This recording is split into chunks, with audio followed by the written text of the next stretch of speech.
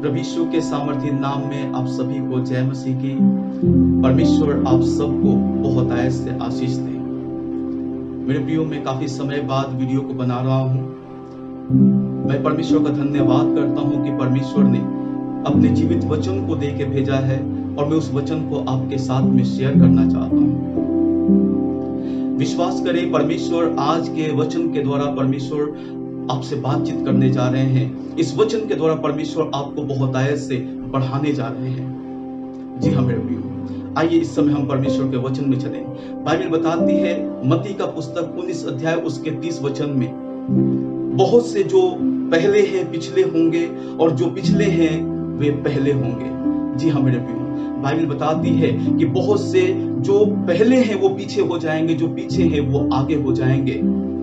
जी हाँ मेरे प्रियो, जरा सोचिए, बड़े गंभीरता के साथ में जरा सोचिए, कहीं आप भी पीछे तो नहीं हो गए हैं। पहले जो आप नियमित रूप से प्रार्थना किया करते थे, नियमित रूप से आप परमेश्वर की उपस्थिति में आते थे, आप अच्छी आराधना करते थे, परमेश्वर के वचनों के साथ में आप समय बिताते थे, पवित्र लोगों के साथ संगति करते थे, एक अच्छे विश्वास में चलते थे, वचन का प्रचार करते थे, आप परमेश्वर के प्रति आज्ञाकारी थे। लेकिन आज कौन है जिसने आपको रोक दिया? बाइबल बताती है पहला थिस्सलुनीकियों 5:19 में, आत्मा को ना बुझाओ। जी हाँ मेरे प्रियो, पवित्र आत्मा एक आग है, परमेश्वर एक आग है और उस आग से आपका मेरा अभिषेक किया गया है।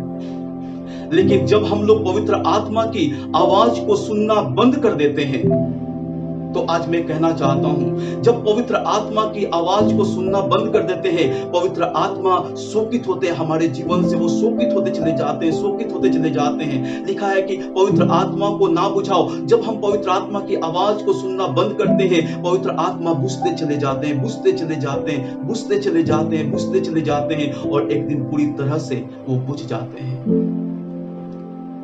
उसके बाद से मैं आपको बताऊं, पवित्र आत्मा एक आग है और जब आग बुझ जाता है तो सिर्फ राख बचता है और कुछ नहीं।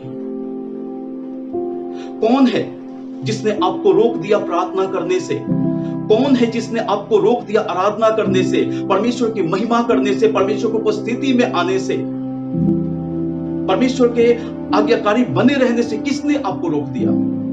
ये शैतान है जिसने आपको रोक दिया है मेरे प्रियो। वो शुरू से परमेश्वर से ही, आदि से ही, लिखा है कि आदि से ही वो परमेश्वर से मनुष्य को अलग करना चाहता था और वो अलग करने में सफल होता है। मैं आपको बताऊं, वो अलग करने में सफल हो जाता है जब हम परमेश्वर के प्रति केयरलेस होते हैं, पवित्र आत्मा के प्रति केयरलेस होते हैं, वो हमको अलग करने में सफल हो जाता है। और आज बहुतों को, जब मैं प्रार्थना कर रहा था, परमेश्वर के आत्मा ने मुझसे बात किया कि बहुतों को परमेश्वर की आराधना करने से, परमेश्वर की उपस्थिति में आने से शैतान ने रोक दिया है, परमेश्वर में विश्वास करने से रोक दिया है, परमेश्वर में चलने से रोक दिया है। जी हाँ मेरे प्रियो, ये शैतान है जो आपको उसने हताश किया है, निराश किया है, उदास किया है और परमेश्वर के साथ चलने से उसने आपको रोक दिया है। आपसे जो पीछे लोग थे वो आज आगे निकल गए, बहुत अच्छी प्रार्थना करते हैं, बहुत अच्छी आराधना करते हैं, बहुत अच्छे से विश्वास में चलते हैं, परमेश्वर के वचन का प्रचार करते हैं, अच्छे आज्ञाकारी वो एक संतान है। लेकिन आपको शैतान ने परमेश्वर के वचन में आगे बढ़ने से रोक दिया। लेकिन आज मैं इस बात को कहना चाहता हूं मेरे प्रियो कि परमेश्वर की इच्छा ये नहीं कि आप हताश हो जाए, निराश हो जाए, उदास हो जाए, परमेश्वर में आप ना बढ़े। परमेश्वर चाहते हैं कि आप बहुत आयत से परमेश्वर में बढ़ें और हमेशा आप ऊंचे पे जाएं।